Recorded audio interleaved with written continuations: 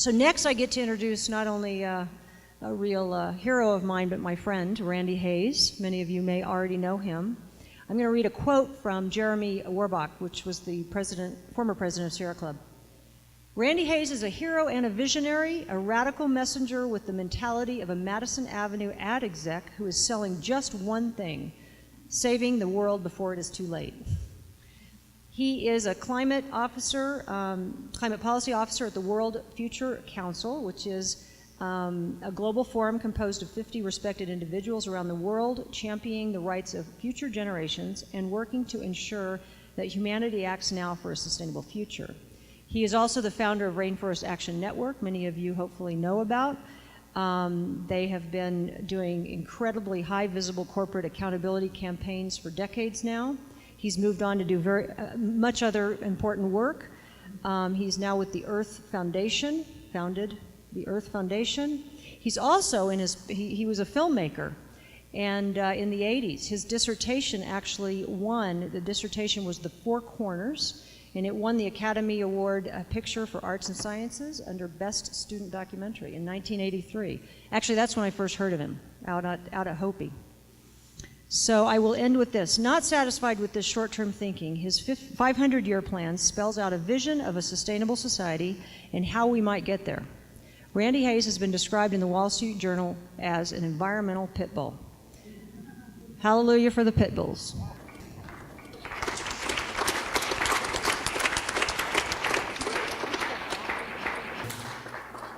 Backing up to Mark's comments, I was really struck, and maybe in particular being in this kind of a room, I was really struck when he said that, he really understood after all the work to design and to build Biosphere 2, and at that point when you're about to crawl inside it and spend a couple of years, you really so get that the health of that biosphere is our health. That is still so fundamentally true about this planet Earth, this little swirling planet Earth that we live on. And the life support systems of the biosphere is probably the catchphrase that I iterate and reiterate the most these days, that we have got to pay attention to the life support systems of the biosphere. And we've got to connect a lot of our brush fire fighting with our particular passions and our different issues to that larger vision, because survival is indeed at hand. People aren't feeling it so much in terms of us as the human species, but we know about the biological meltdown of the tropical rainforests and other ecological systems, and we know what might be around the corner. And I was up in Montreal recently for an economics conference, and virtually 8 out of every 10 books that I read these days is economics, I'm sorry to say. But I took seriously what David Brower said, the founder of Friends of the Earth, what he said in his latter years, that the most important environmental policy turns out to be economic policy. And if we can't sort of get that right, we don't have much of a fighting chance. But I was up in Montreal, and David Suzuki, that many of you know or know about, was there. And the title of his talk was, "Is it too late?" And he had lots of cogent things to say about that, but maybe the bottom line was just simply to say, we humans just aren't smart enough to know whether it's too late or not. At the very least, we want to go down swinging, but we want to go down swinging where we're working, our plans are commensurate with the scale of the problem and the timing of the problem. We don't have forever to solve these problems. We're all, the guy who wrote Ecotopia, Ernest Callenbach, Chick Callenbach, he was a quite radical thinker. He passed on a couple of years ago, but before he died, I was sitting there talking to him, and he said, we were all born in dark times. It's kind of hard to think of that in that sort of post-World War II era when there was so much enthusiasm and the industrial bubble was building. It didn't feel like dark times. But from the standpoint of undercutting the life support systems of the biosphere, it's kind of true. But, a way to put a positive spin on that is to say how exciting to be here for that great ecological U-turn, right? David Brower would tell another story, and he would simply say, look, if you're standing on the edge of a precipice and you're about to fall into oblivion and sheer death, sometimes the solution is not all that complex. Just turn around and go a fundamentally different direction, right? That to him was the great ecological U-turn. Well, easier said than done, right? But Tony's going to talk a lot about that tonight. I'm very excited to be here and to hear from him. I met Tony when he was running Friends of the Earth in the UK.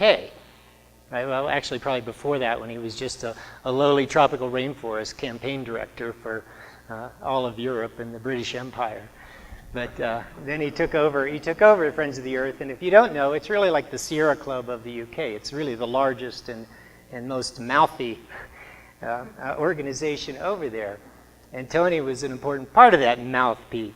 I can remember when Jim Gollin and I were with Tony over in Japan when we were negotiating the Kyoto Protocol on the Climate Change Convention.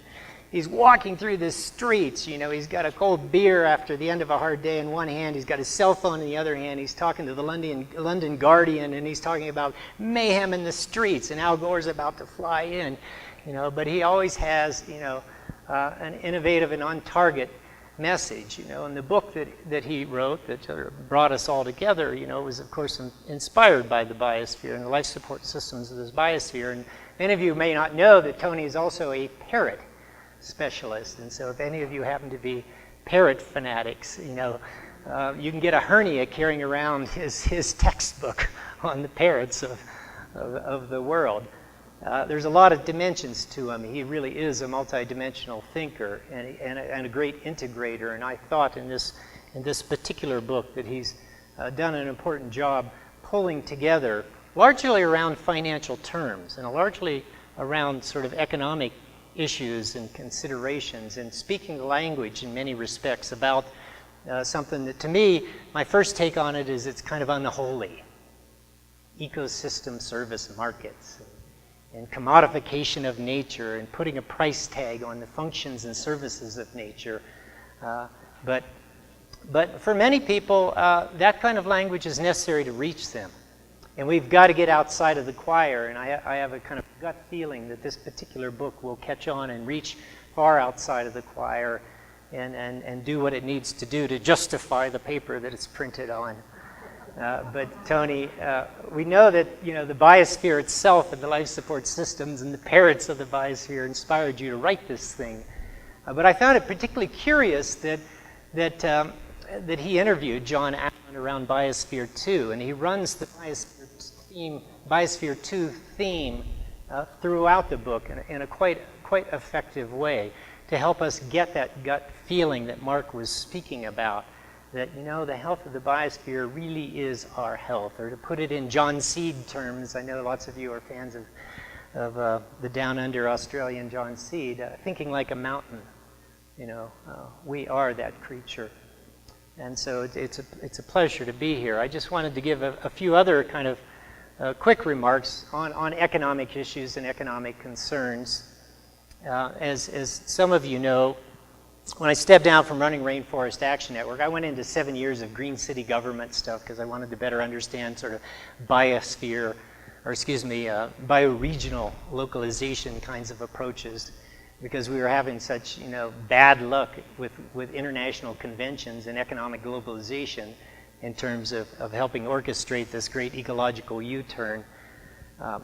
And then I just sort of, you know, went back to my old ecological economics textbooks written by Herman Daly and these seminary people, and I reread them, or I at least read my underlinings from the original readings and took notes and thought it out. And from my perspective, the global economy just does two things really, really terribly from that ecological perspective. And I'll use a little bit of economics wonk speak. It doesn't internalize externalities. But the second thing it doesn't do is that it has no systematic way to ratchet economic activity down around the biosphere's carrying capacity limits. And so my main focus are on those two problems. How do we solve those two problems? I'll go back and explain a little bit more about internalizing externalities. you know, I bet a good 2/3 of you are quite familiar with it, but there's no rocket science to it at all. One simple example, a coal-fired power plant, right? Right? It's in the business of making money, one might say. It's also in the business of generating electricity. But by burning the coal and the smokestacks spewing the particulate out of those smokestacks that may give little children downwind, downstream, right, an asthma attack. And the mother of those kids who has to take them into the emergency room, who pays the bill for that asthma attack, right? The coal-fired power plant externalized that cost. And how do you get them to internalize that cost? Because if you do, and that's just one example, there's also the greenhouse gases and also mercury. I bet only a third of the room knows that the #1 source of mercury in the fish, you know how they say don't eat too many swordfish these days? #1 source of that mercury is from coal-fired power plants burning around the world. Mercury occurs naturally in coal formations. It's a metal, right, not a hydrocarbon. It doesn't just sort of vaporize and disappear. It falls back in the oceans and bioaccumulates up through the fish. And so if you end up getting cancer from that or whatever, who pays that hospital bill, right? Not the coal-fired power plant. That's another example of how they externalized a cost. Well, Herman Daly, the great ecological economist, would call that shifted cost. They have shifted the cost onto someone else. That cost is still being borne on a species that goes extinct or you know, an ecological system that's damaged or, you know, a person who gets sick, right? So we've got to internalize those externalities, but it's actually not so much about internalizing those shifted costs, those external shifted costs. It's really about getting rid of the damn things. You know, we need to have a global economy that services our basic needs of food, clothing, and shelter, but also all of our comfort needs, right? Not maybe our luxury needs. We can't afford that, I don't think, so much anymore. So give up on your yacht with a helicopter idea. We've got to internalize those externalities, but really what we're saying is we've got to get rid of those externalities. And we've got to have something that people would call a true cost economy. Well, when you shift the cost, that's cheating. You're throwing it on someone else, right? So the simplest way to think about our global economy right now is cheater economics. You know, the dark times that we were born into, so to speak, was cheater economics. And so if cheater economics is what we don't like, then what is it that we do like, and what is it that we do want? Well, we want a true cost economy. We want some honesty in the game, and we want some accountability and responsibility, right? And the industrial modern economy uses phony bookkeeping.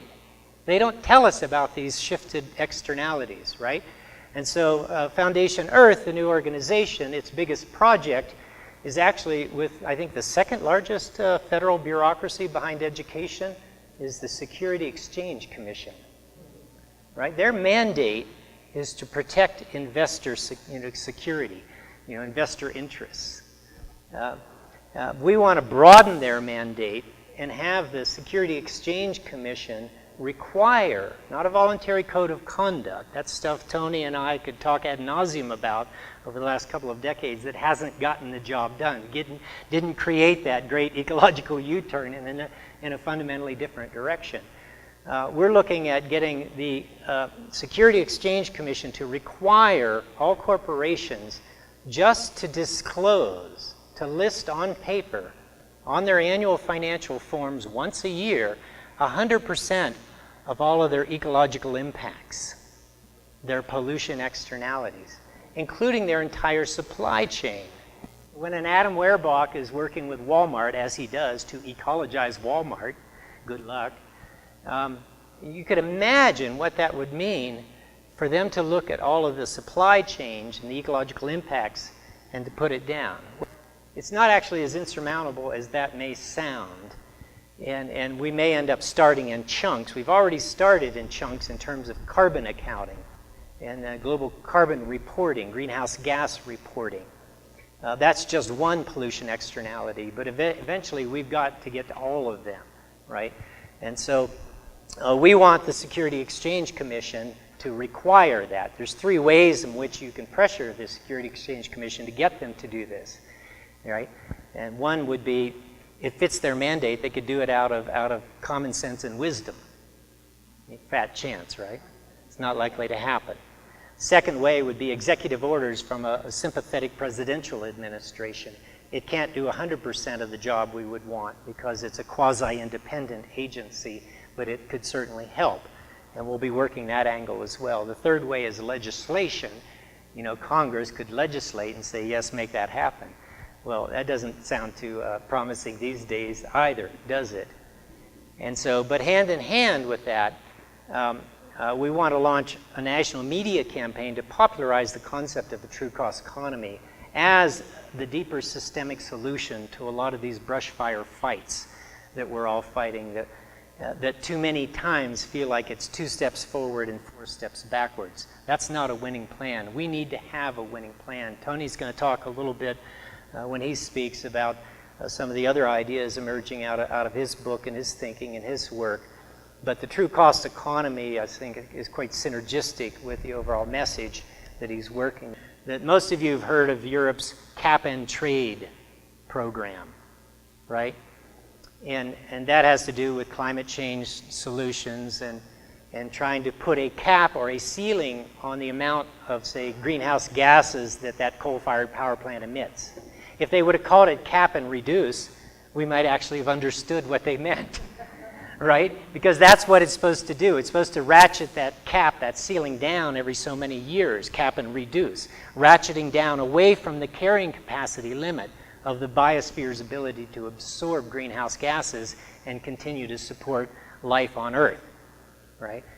And so even though it's not a terribly good system, and a lot of people in this room would probably argue a carbon tax or a price on carbon would be a more direct and better way to go, that essentially is really about dealing with the carrying capacity limits. And if we can eradicate externalities through true cost pricing, the true cost economy, if we can come up with new institutions that help us ratchet down around various carrying capacity limits, including bioregional carrying capacities of the plant and animal populations you have here in New Mexico, or continentally as well as globally, all of that needs to happen. It could add up into that great ecological U-turn. So with that, I just want to thank you all for having me down here. It's a real pleasure to be in Biosphere 3, I guess we could call it this room, you know, with all of you. And I look forward to hearing more from Tony. Thank you.